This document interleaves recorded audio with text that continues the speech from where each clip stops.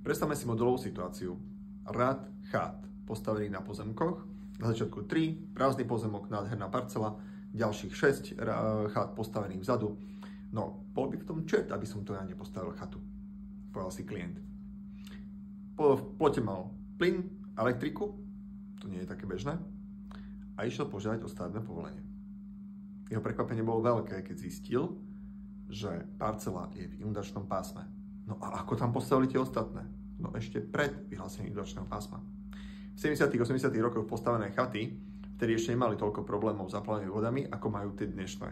A pred 12 rokmi bol vyhlásený tento stav a obmedzuje naozaj túto poslednú parcelu a tam sa postaviť nič nedá.